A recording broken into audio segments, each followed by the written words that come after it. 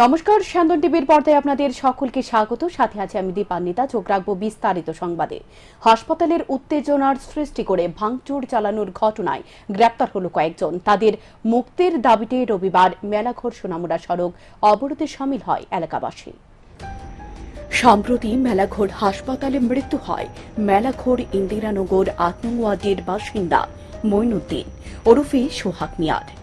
ঘটনা ৩ সোহাগের পরিবারের লোকজন সহ এলাকার লোকজন অভিযোগ উত্থাপন করে ভুল চিকিৎসায় সোহাগের মৃত্যু হয়েছে। এই অভিযোগ তুলে হাসপাতালে ভাঙচুর করা হয়। হাসপাতালে ভাঙচুর চালানোর অভিযোগে পুলিশ ইতিমধ্যে বেশ কয়েকজনকে গ্রেপ্তার করেছে। এবার ধৃতদের মুক্তির দাবিতে রবিবার মেলাঘর সোনামুড়া সড়ক অবরোধে শামিল হয় এলাকার লোকজন। মৃত সোহাগ মিয়ার মায়ের দাবি, ঘটনার দিন হাসপাতালে হাজার হাজার লোক ছিল। তার মধ্যে কিছু লোক উত্তেজিত হয়ে হাসপাতালে ভাঙচুর চালায়, কিন্তু বর্তমানে পুলিশ নির্দোষ ব্যক্তিদের গ্রেপ্তার করে নিয়ে এসেছে, তাই ওনারা সড়ক অবরোধ করেছেন। ধৃতদের পুলিশ ছেড়ে দিলে তারা সড়ক অবরোধ প্রত্যাহার করে নেবে বলে জানান। যদিও পরবর্তী সময় পুলিশের আশ্বাস পেয়ে সড়ক অবরোধ প্রত্যাহার করে নেন এলাকাবাসী। স্যান্দন টিভি। অবরোধ করলেন, রাস্তা অবরোধ করছি। সবাই তো দেখছে আমার পুত হাইটে হসপিটাল গেছে, আমার পুত সুস্থ হসপিটাল নিছে। আমার পুতে হসপিটাল বইও গেছে, আমার কাছে ফোন করছে, মা বাবুরে শুনাইও না, আমি ভালো আছি, আমি ঘাসের বসছি, আমি ব্যথা পাইছি না, আমি ভালো আছি, আমি অক্ষণায় এবারে। তখন আমার মার মন তো মানছে না, আমি গেছি হসপিটালে যাইয়াতে ইনারার মারতাছে, তারা অক্সিজেন দিছে না।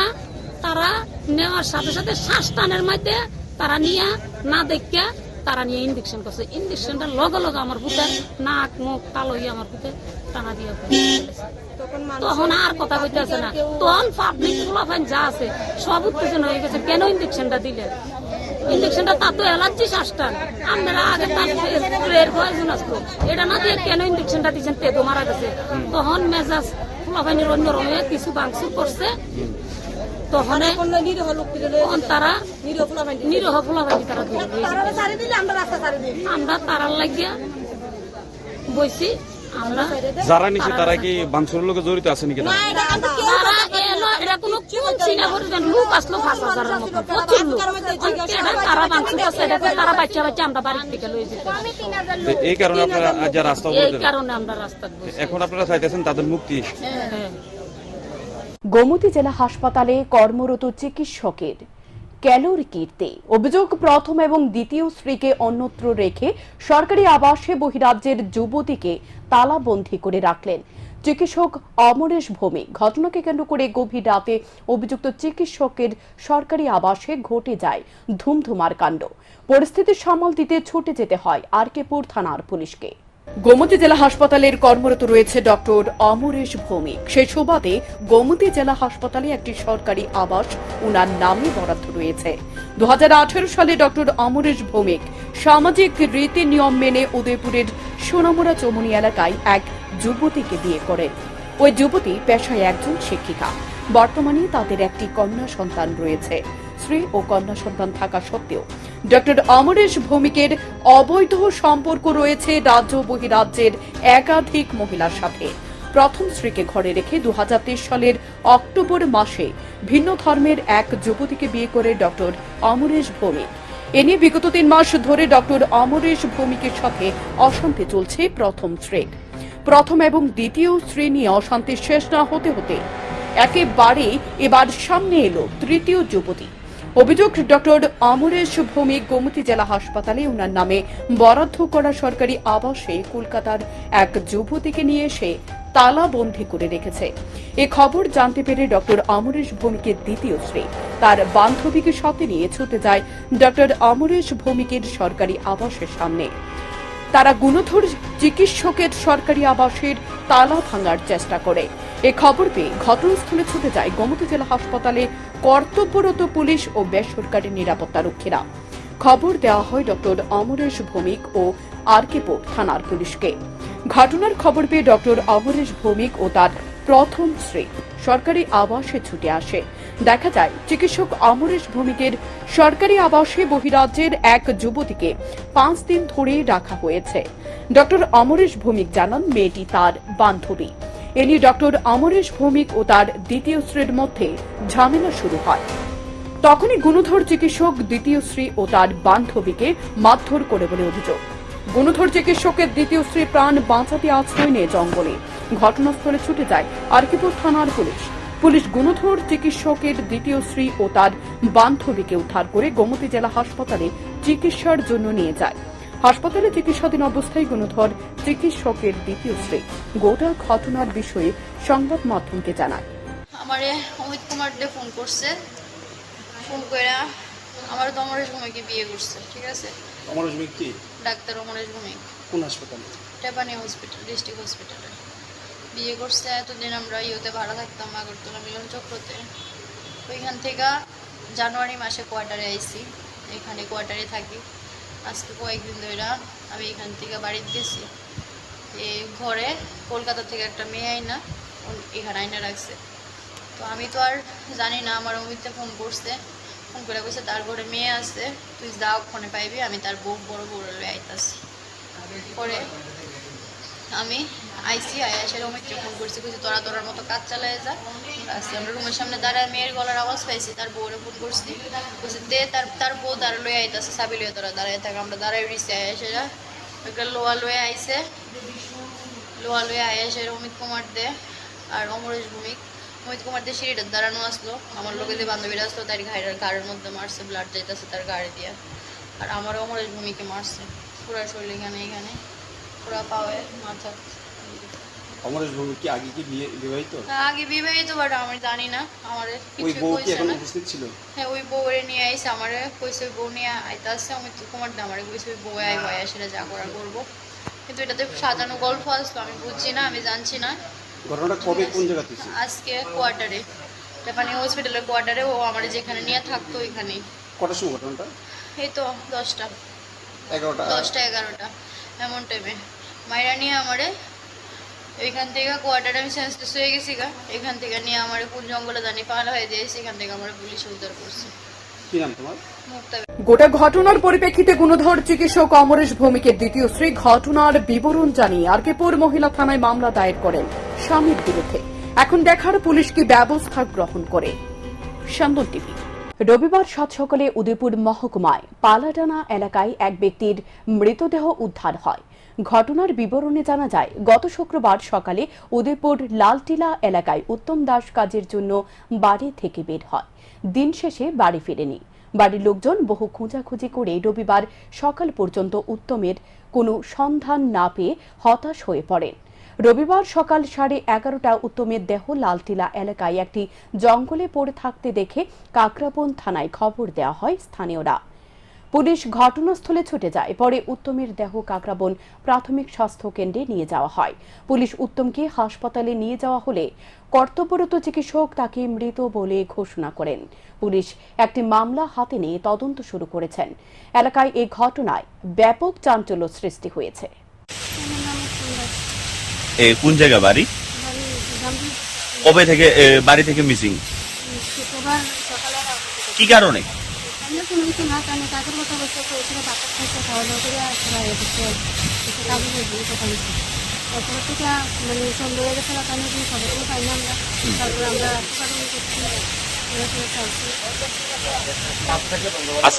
আজকে ভাইছেন 2 দিন পরে। এটা কোন জায়গা? মুল্লাটিলা। ঠেলার নাম বাবাজি। শুক্রবার রাতে কৈলাসহর থানাধীন পাইতুর বাজার চুরির ঘটনার পর এলাকাবাসীর রাগ ক্ষোভ দেখে মাত্র 12 ঘন্টার মধ্যে পুলিশ জালে তুলল অভিযুক্ত চোরকে। ঘটনার বিবরণে জানা যায়, বিগত বেশ কিছুদিন যাবৎ কিছু চুরি কাণ্ড অতিষ্ঠ হয়ে উঠেছে কৈলাসহরের পাইতুর বাজার এলাকার ব্যবসায়ী সহ সেখানকার স্থানীয় মানুষ।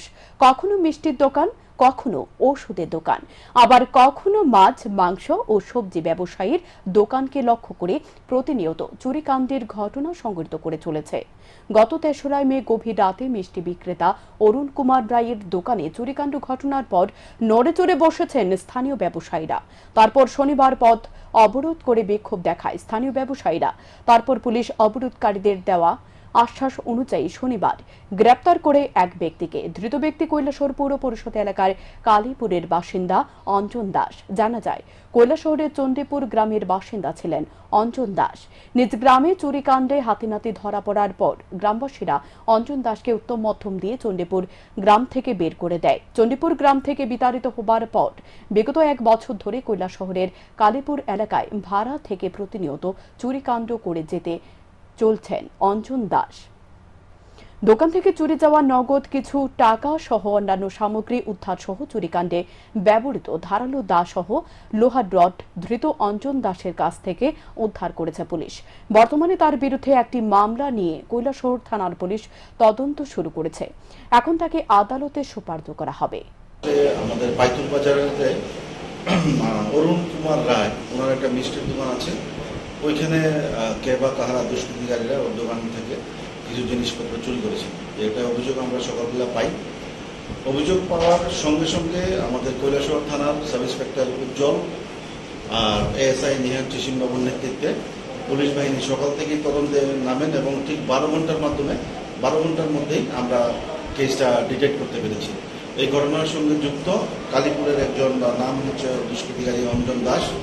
তাকে আমরা বিভিন্ন সূত্রের মাধ্যমে তাকে আমরা গ্রেপ্তার করেছি। তার কাছ থেকে চুরিয়ে যাওয়া ক্যাশ, কিছু টাকা, আরও অন্যান্য দোকান সামগ্রী আমরা রিকভারি করেছি এবং যে অস্ত্রের সাহায্যে সে দোকানে ঢুকত সেটাও আমরা সিজ করেছি। ওর বাড়ি থেকে আমরা পেয়েছি। এখন আমাদের ওই কমপ্লেনের অরুণ কুমার রয়, বাইতুল বাজার, ওনার অভিযোগ মূলে আমরা কৈলাসহর থানাতে একটা কেস রেজিস্টার করেছি, যার নাম্বার 43/2024 আন্ডার সেকশন 457, 380, 34 IPC। মানে আরও কিছু দুষ্কৃতি থাকার সম্ভাবনা আছে এই ঘটনার সাথে। আমরা তাকে জিজ্ঞাসাবাদ করছি, কালকে তাকে কোর্টে তোলা হবে। আর যদি আমরা ফার্দার কোনো ক্লু আমরা চেষ্টা করছি পাই, তাহলে অন্যদেরকেও যারা এই ঘটনার সঙ্গে যুক্ত তাদেরকেও আমরা অতি সত্বর গ্রেপ্তার করছি। প্রাথমিক জিজ্ঞাসাবাদে কি সে স্বীকার করেছে? প্রাথমিক জিজ্ঞাসাবাদে সে ঘটনার প্রাথমিকভাবে সে স্বীকার করেনি, কিন্তু পরবর্তী সময় আমাদের যে ইন্টারোগেশন টিম তার সামনে সে স্বীকার করেছে এবং সেই বলেছে তার ঘরের মধ্যে জিনিসপত্রগুলো আছে। এবং অ্যাকর্ডিংলি আমরা তার কথা মতো তার বাড়ি ঘরে আমরা সার্চ করেছি কালীপুরে। সে একটা ভাড়া বাড়িতে থাকে এবং অন্যান্য যে বাড়ির যে যারা আছে তারা সবাই তার যে সন্দেহজনক গতিবিধি সেই সম্বন্ধে আমাদেরকে অবগত করেছে। এই সমস্ত ঘটনা আমরা বাইতুল বাজারের আমাদের ব্যবসায়ীবৃন্দ যারা এসেছিলেন তাদেরকে আমরা অবহিত করেছি। তারাও মোটামুটি এই ঘটনা শুনে তারাও মোটামুটি প্লিজড। গোপন খবরের ভিত্তিতে রাজধানীর প্রতাপগড় স্থিত জুয়েল ক্লাবের সামনে থেকে 2 ব্রাউন সুগার বিক্রেতাকে জালে তুলতে সক্ষম হল এডিনগর থানার পুলিশ। তাদের কাছ থেকে উদ্ধার হয়েছে 50 থেকে 60 হাজার টাকার ব্রাউন সুগার। এডিনগর থানার ওসি জানান, শনিবার রাতে গোপন খবরের ভিত্তিতে প্রতাপগড় জুয়েল ক্লাবের সামনে থেকে 2 জনকে আটক করা হয়েছে। যাদের আটক করা হয়েছে তাদের নাম পার্থদীপ মজুমদার এবং সাগর ঘোষ। তাদের কাছ থেকে 9 গ্রাম ব্রাউন সুগার উদ্ধার হয়েছে। ধৃতদের বিরুদ্ধে NDPS ধারা অনুযায়ী মামলা রুজু করা হয়েছে। অভিযুক্তদের পুলিশ রিমান্ড চেয়ে আদালতে সোপর্দ করা হবে বলে জানান তিনি। তবে এলাকার সূত্রে খবর, 2 কুখ্যাত নেশা কারবারি এলাকার পরিবেশ বিষিয়ে তুলেছে। তাদের কারণে এলাকায় বহু যুবক আজ নেশায় আসক্ত হয়ে পড়েছে। পরিস্থিতি দিন দিন ভয়াবহ আকার ধারণ করছে। খবর আসে যে প্রতাপগড় জুয়েল ক্লাবের সামনে কিছু যুবক ব্রাউন সুগার বিক্রি করছে।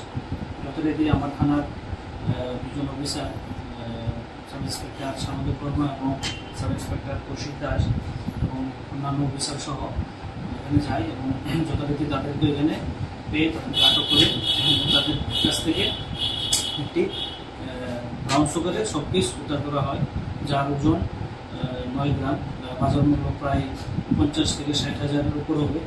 এবং 2 জনকে আমরা আটক করতে সক্ষম হই এবং তাদের বিরুদ্ধে NDPS অ্যাক্টে কেস নিয়ে আমরা তদন্ত করছি এবং এই কাজে যারা যুক্ত আমি তাদেরকেও জালে তুলব। কার্ল মার্কসের 207তম জন্মদিন যথাযথ মর্যাদার সাথে পালন করা হয়েছে রবিবার। সিপিএম রাজ্য কার্যালয়ে আয়োজিত এ দিনের কর্মসূচিতে উপস্থিত ছিলেন বামফ্রন্টের আহ্বায়ক নারায়ণ কর, সুধন দাস, রতন ভৌমিক সহ অন্যান্য নেতৃত্ব ও কর্মী সমর্থকরা। সকলে এদিন কার্ল মার্কসের প্রতিকৃতিতে পুষ্পার্ঘ্য অর্পণ করে শ্রদ্ধা জানান। বামফ্রন্টের আহ্বায়ক নারায়ণ কর বলেন, কার্ল মার্কস ছিলেন বিশ্বের প্রগতিশীল মানুষের শিক্ষক, আন্তর্জাতিক কমিউনিস্ট আন্দোলনের অন্যতম নেতা তিনি। পাশাপাশি সাম্যবাদের প্রবর্তক ছিলেন কার্ল মার্কস। তিনি জন্মগ্রহণ করার পর বিশ্বের সমাজ ব্যবস্থার বিশেষ পরিবর্তন হয়েছে। আজ তাঁর 207তম জন্মজয়ন্তী, তাই তাঁর প্রতি আজ শ্রদ্ধা জানানো হয় বলে জানান তিনি। ভারতের কমিউনিস্ট পার্টি মার্ক্সবাদী ত্রিপুরাজ্য কমিটি মহান কার্ল মার্কসের প্রতি তার জন্মদিনে আমরা শ্রদ্ধার্ঘ্য নিবেদন করছি এই ছোট্ট এই অনুষ্ঠানে। কার্ল মার্কস ছিলেন বিশ্বের কমিউনিস্টদের, প্রগতিশীল মানুষের শিক্ষক, আন্তর্জাতিক কমিউনিস্ট আন্দোলনের নেতা এবং পৃথিবীতে সাম্যবাদের প্রবক্তা ছিলেন কার্ল মার্কস। কার্ল মার্কস জন্মগ্রহণ করার পরে এই পৃথিবীতে সমাজ ব্যবস্থার বিভিন্ন নিয়ম এবং জীবজগতের বিভিন্ন যে পরিবর্তনগুলো ঘটছে, উনি পরিপক্ক হওয়ার পরে দেখলেন এগুলো নিয়ে অনেক গবেষণা হচ্ছে। কিন্তু অনেক বিজ্ঞানী, অনেক মতাদর্শের যারা জৈব বিজ্ঞানী, তারা এর আগে অনেক গবেষণা করেছেন। কার্ল মার্কস সেই গবেষণাগুলো উপলব্ধি করেছেন, পড়েছেন, অনুধাবন করার চেষ্টা করেছেন। কার্ল মার্কসের আগে হেগেল সহ পৃথিবীর বিভিন্ন দার্শনিক বৈজ্ঞানিক পৃথিবীকে বিভিন্নভাবে ব্যাখ্যা করেছেন। কার্ল মার্কসই প্রথম ব্যক্তি, তার প্রথম আবিষ্কার। সারা দেশের শোকে রাজ্যব্যাপী তীব্র দাবদাহ চলছে। বৃষ্টির পূর্বাভাস সত্ত্বেও আগরতলা শহরে হয়নি ছিটে ফোটাও বৃষ্টি। উষ্ঠাগত প্রাণ শহরবাসীকে কিছুটা স্বস্তি দিতে এগিয়ে এসেছে বিভিন্ন রাজনৈতিক দল সহ বিভিন্ন সংগঠন।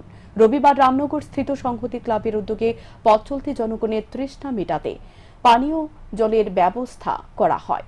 উপস্থিত ছিলেন ক্লাবের সম্পাদক তথা মেয়র দীপক মজুমদার সহ অন্যান্যরা। অপরদিকে গরমের থেকে স্বস্তি দেওয়ার জন্য সপ্তসিন্ধু ক্লাবের পক্ষ থেকে জলছত্রের আয়োজন করা হয়েছে। মানুষের হাতে তুলে দেওয়া হয় ঠান্ডা পানীয়। আগরতলা শহর অস্তিত্ব দাবদাহর জন্য মানুষ যারা প্রয়োজনে বেরিয়েছেন কাজে, বিশেষ করে সমাজ মানুষ, পথপথী মানুষ, তাদের কিছুটা স্বস্তি দেওয়ার জন্য আগরতলা রাজ্যের সাধারণ বন্ধু ক্লাব সংহতি ক্লাবের উদ্যোগে জলছত্র আয়োজন করা হয়েছে। ঠান্ডা পানীয় অনুষ্ঠান দেওয়া হচ্ছে যাতে মানুষের স্বস্তি হয়।